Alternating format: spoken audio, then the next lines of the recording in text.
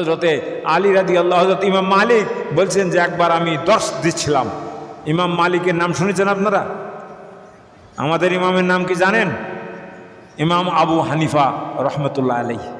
আর ইমাম মালিকের একটা মাযহাব আছে, তারপরে ইমাম কি শাফির একটা মাযহাব আছে, ইমাম হাম্বল ইবনে আহমদের একটা মাযহাব আছে। মাযহাব হলো চারটি। মাযহাব কয়টি? চারটি। মালিক সাহেবের একটা মাযহাব আছে। ইমাম মালিক বলছেন যে যিনি কি একবার কাবায় তিনি দর্শ দিচ্ছিলেন। কি দিচ্ছিলেন? দর্শ কাবা শরীফে ছাত্রদেরকে পড়াচ্ছিলেন। আমরা এখনও গেলে দেখতে পাবেন, আপনারাও গেলে এখন দেখে আসবেন, প্রত্যেক দিন দর্শ।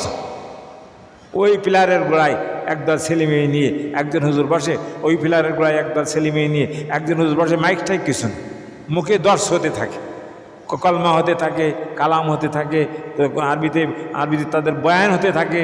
এরপরে ছোট ছোট বাচ্চাদেরকে তালিম দেয়, কোরআন এবং হাদিসের তালিম। এরপরে তাদেরকে শেখানো হয়। আমরাও সেই তালিমের ভিতরে একদিন বসেছিলাম। আমি নিজে একদিন ওই তালিমে যেয়ে বসলাম, দেখি কি বলে এখানে। দেখি পৃথিবীর অন্তত না হলেও 20টি দেশের লোক সেখানে বসা ছিল। কয়টি দেশের? 20টি দেশের লোক বসা ছিল। তখন হুজুর বলছেন এক এক করে আপনি পড়ুন, একটা সূরা পড়ুন, দেখি ভালো করে একটা সূরা পড়ুন। এভাবে কারো এর কাছে একটা সূরা ধরলেন, ওনার কাছে একটা সূরা ধরলেন, এই করতে করতে